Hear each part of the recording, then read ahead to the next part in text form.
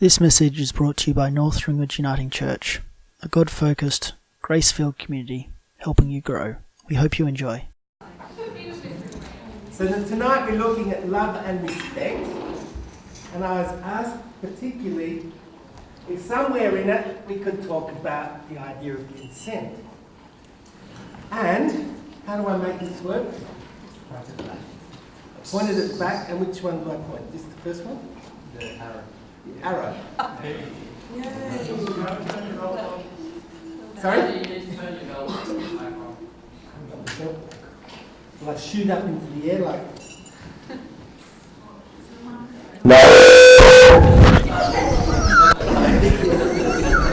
We're all waking up. Huh? Were you asleep? It's all that Mother's Day relaxing weakens you into slumber. So tonight we're going to look at love and respect, or if you like, a quick tour through how, as Christians, we might think about how we should treat other people.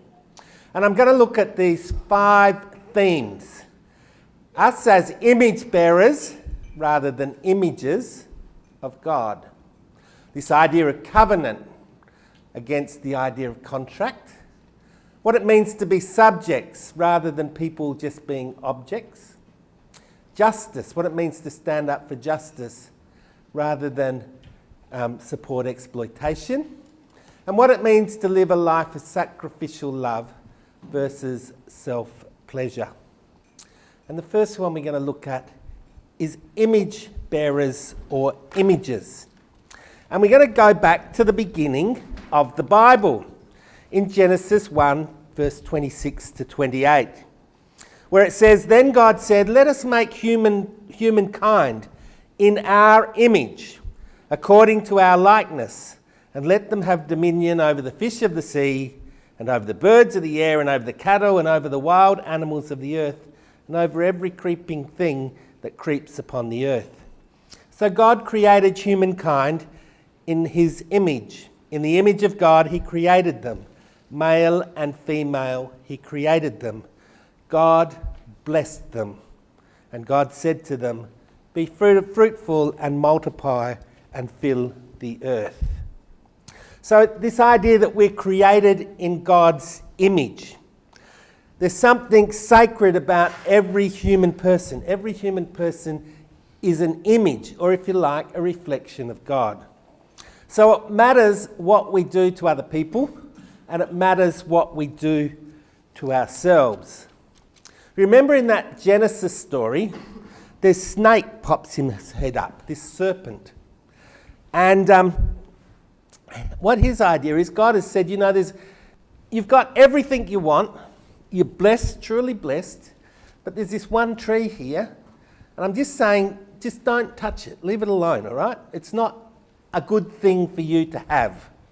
And this serpent jumps his head up and he says, nah, God's not for real.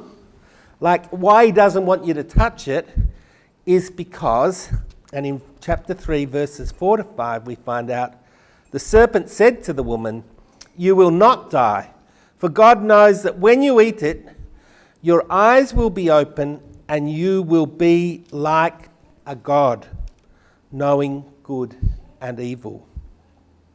And what I want to point to is the temptation of humans, us humans, is to think we're like gods. And there's a difference between being like a god and being an image bearer of God. This theologian called Tom Wright, he had this idea. He said one day he was a sick kid and he was in bed, but he was very lonely. And what his mother did was she hooked up a mirror outside of his bedroom so that when people were walking up and down the hallway past his bedroom, he could see them and they could see him, and he could wave and smile, and there was a communication with people. And he said that's what it means to be an image bearer. It's like we're a mirror and we can reflect something of the attributes of God. But it goes 2 ways. We can also reflect back praise and worship to God. And we can do stuff in our lives that will muddy up, destroy, really muddy up that mirror so that we just fail to be a reflection of God to other people. Or we can be damaged by others. Others can come and scratch up the mirror by oppressing us or abusing us, so that again, we're deprived of that ability to be able to reflect the true glory of God to others. So it's important how we treat others, and it's important how we treat ourselves, and that we understand we're not gods, but we're a reflection of God. Every human being, no matter how messed up their lives are, is reflecting something of the glory of God. And we're called on to respect that. The next thing I wanted to talk about was covenant versus contract. Most of us think of ourselves as living in relationships of contract. Contract sort of applies to isolated individuals.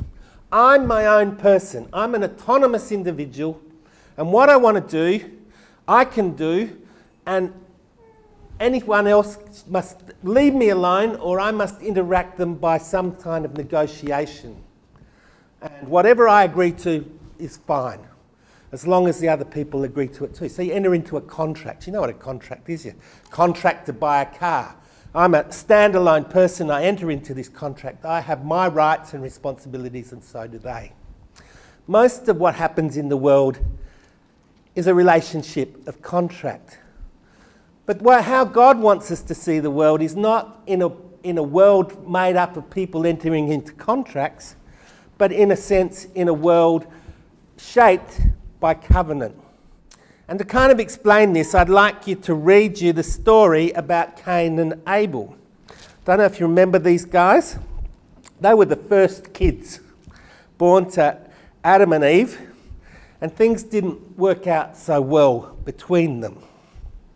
Now Abel was this is in Genesis chapter 4, verses 2 following. Now Abel was a keeper of sheep, and Cain a tiller of the ground.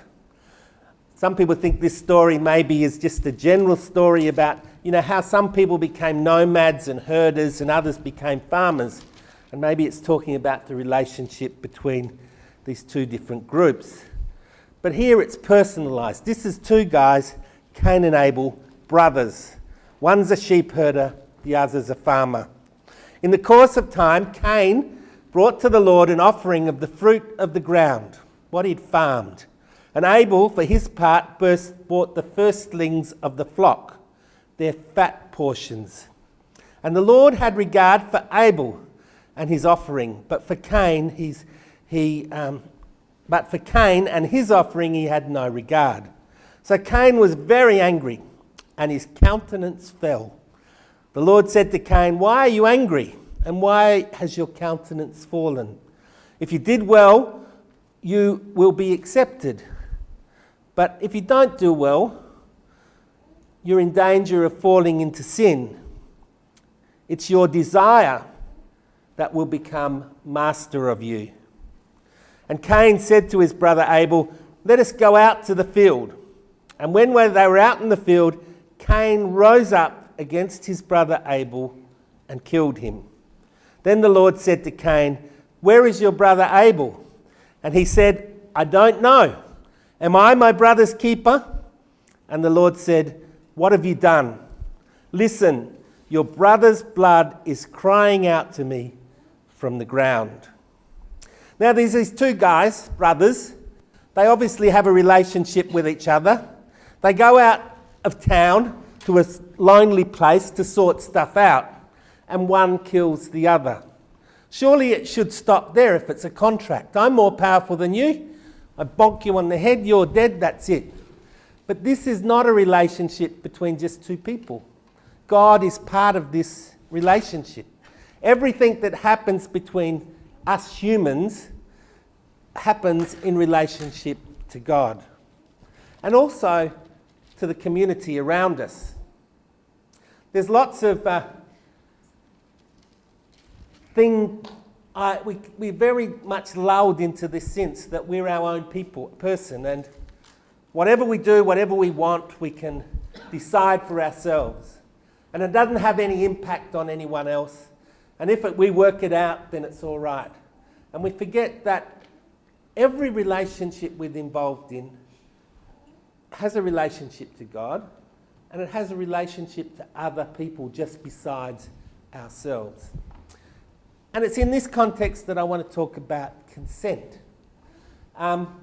We talk about consent today for lots of things. You know, we have to get consent before we give our information to a company. They have to enter into a negotiation with us. We agree that they can use our information in a certain way. Consent. It's a contractual arrangement.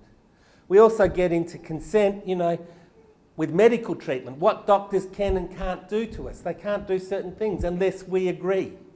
It looks at us as autonomous human beings, as though it's only us that matters and the people that are asking to be in relationship to us. But one of the places where consent becomes really important is in our sexual relationships. And I know a lot of you have seen this video. If you're still struggling with consent, just imagine instead of initiating sex, you're making them a cup of tea. You say, "Hey, would you like a cup of tea?" And they go, "Oh my God, I would love a cup of tea, thank you." Then you know they want a cup of tea. If you say, "Hey, would you like a cup of tea?" And they're like, I'm not really sure. Then you can make them a cup of tea, or not, but be aware that they might not drink it. And if they don't drink it, then, and this is the important bit, don't make them drink it. Just because you made it doesn't mean you're entitled to watch them drink it. And if they say, "No thank you," then don't make them tea at all. Just don't make them tea. Don't make them drink tea. Don't get annoyed at them for not wanting tea. They just don't want tea, okay? They might say, "Yes, please, that's kind of you." And then when the tea arrives, they actually don't want the tea at all. Sure, that's kind of annoying as you've gone to all the effort of making the tea, but they remain under no obligation to drink the tea. They did want tea, now they don't. Some people change their mind in the time it takes to boil the kettle, brew the tea, and add the milk. And it's okay for people to change their mind, and you are still not entitled to watch them drink it. And if they are unconscious, don't make them tea. Unconscious people don't want tea, and they can't answer the question, "Do you want tea?" because they're unconscious. Okay, maybe they were conscious when you asked them if they wanted tea, and they said yes, but in the time it took you to boil the kettle or brew the tea and add the milk, they are now unconscious. You should just put the tea down, make sure the unconscious person is safe, and this is the important part again, don't make them drink the tea. They said yes then, sure, but unconscious people don't want tea. If someone said yes to tea, started drinking it, and then passed out before they'd finished it, don't keep on pouring it down their throat. Take the tea away. Make sure they are safe, because unconscious people don't want tea. Trust me on this. If someone said yes to tea around your house last Saturday, that doesn't mean they want you to make them tea all the time.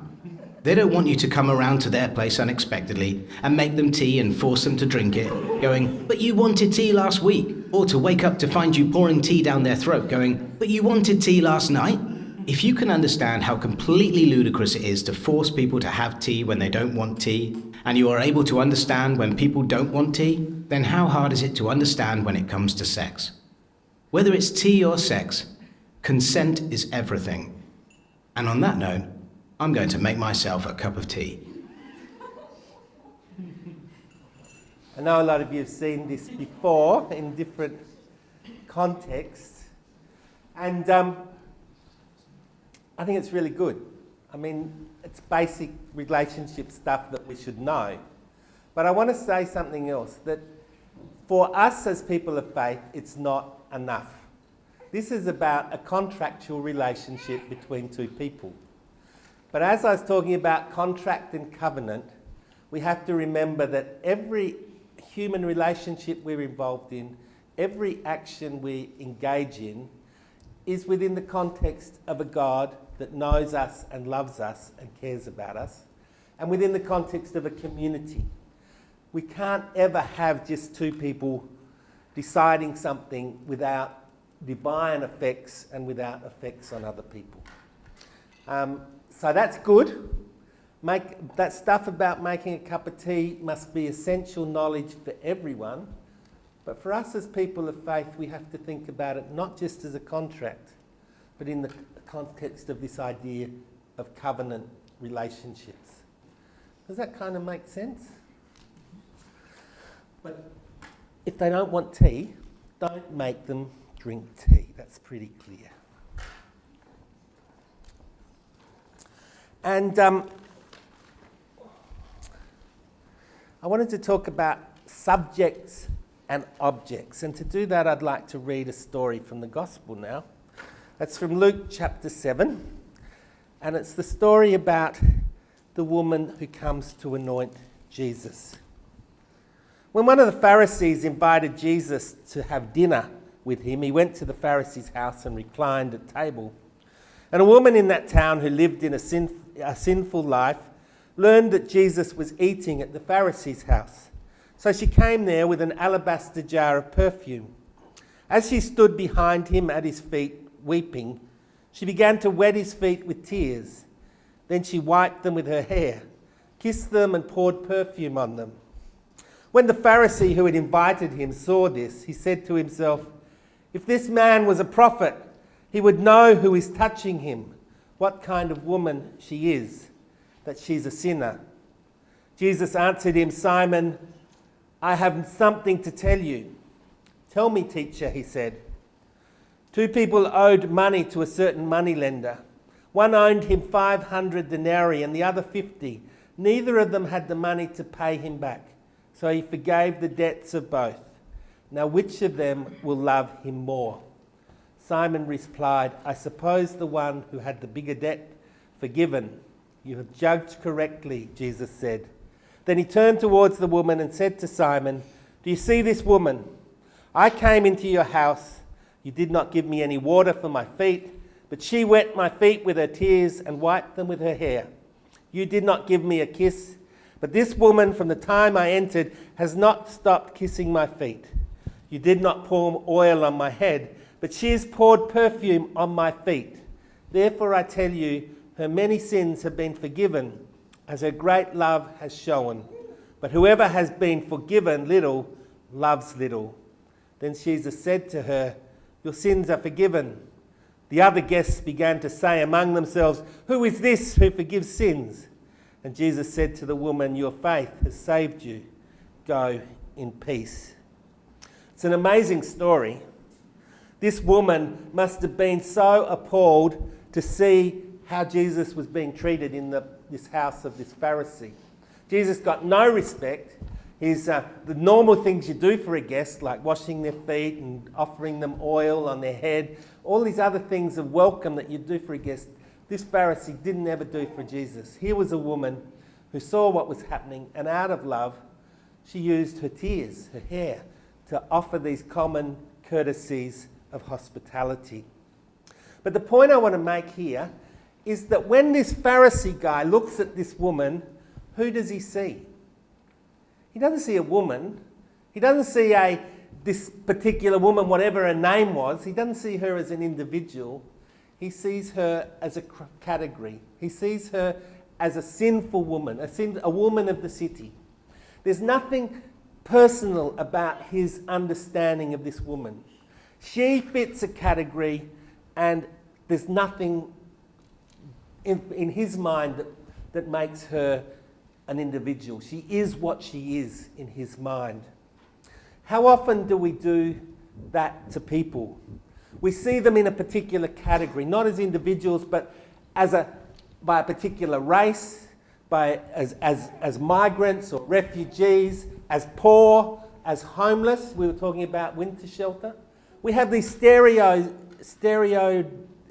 stereotype views in our head that wants to see people a particular way. When you meet a well-dressed person, they tell you they're homeless. You sort of go, what? Because we have a stereotype view. We see people as objects, not as people in their own right, as subjects. The amazing thing about this story is that Jesus treats this woman with utter respect. Utter respect. It doesn't matter who she is, but Jesus sees her as an individual to be loved and respected, not as a category of people to be rejected. And in our human relations as people of faith, we have to see everyone we encounter not as a category of person, not as an object, but people as people of value in their own right. The next one is justice and exploitation. You know, if you took all the references about the poor out of the Bible, they tell me there would be very little left. They talked about the Bible of holes. If you went through with scissors, and someone did, and cut out all the references to the poor, you'd be left with hardly any Bible. Be all full of holes. Because from beginning to end, in the law of the Old Testament, there's particular laws that instruct the people of Israel to show particular regard for the widow, the orphan, and the stranger. There's laws that require people to pay particular regard to those who are poor. And then we get into the New Testament and we discover that Jesus so often goes first to those who have nothing, be they the children who have a special place in Jesus' heart and in the society were people of no account. Women who in Jesus' time were second-rate citizens, within Jesus' understanding have a special place. And the poor have a special place within Jesus' outreach, his love, his inclusion. Why would the poor and caring for the poor be so important within our scriptures? One of the reasons is, and I think I've told this story before, just as an illustration. When I was a kid, I used to work in shearing sheds, and they'd cut the wool off the sheep and it would fall onto the floor. And then you had to get it and you'd throw it onto a big table. And it had to go out all connected straight. And then you go around and pick all the dirt off the edge of the fleece. But you have to pick it up a certain way if you wanted it to land right on the table. You had to make sure that all the edges were included when you picked it up. And if you got all the edges in, when you threw it onto this table, it didn't fall apart. It came out as one piece. You know, within the faith of Israel, within the faith of Jesus Christ, the poor have to be included. The people on the margins of society have to be included, because if they're included, if there's a special place for them, then within the vision of society there will be a special place for everyone. If those who are marginal are given a priority, not only will there be a place for them, but there'll be a place even for us. So we need to be careful in our relationships that we're always paying regard to those who are less powerful, have less resources, have less privilege than ourselves, and making sure we don't use our power and privilege to exploit their lack of power. And the last one is about sacrificial love. Us humans always want to put ourselves first. It's kind of inbuilt somewhere in us. But you know what Scripture says over and over again is we're called to lay down our lives for the sake of others. And if we're looking for a model of that, that's exactly what Jesus Christ did. He came into the world, he experienced life as we live it with all its struggles and all its hardship, and he offered up his own life for us and for the sake of the world. And then when he calls us to follow him, he says, come and do likewise.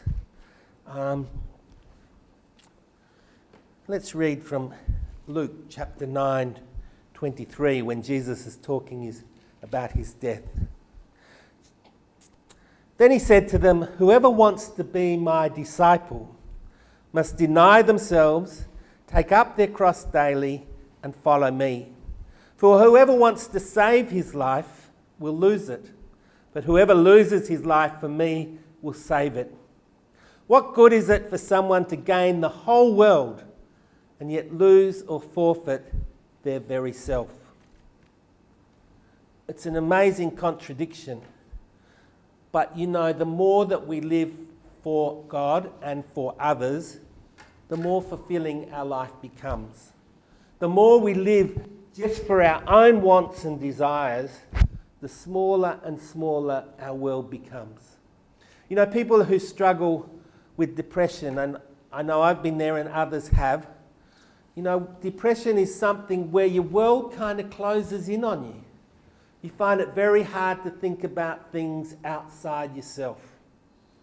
But you know what? Jesus is offering us a vision where ourself isn't the centre of things, but others, the world, offering ourselves for others, for God, and for the sake of the world will open up life in amazingly exciting ways.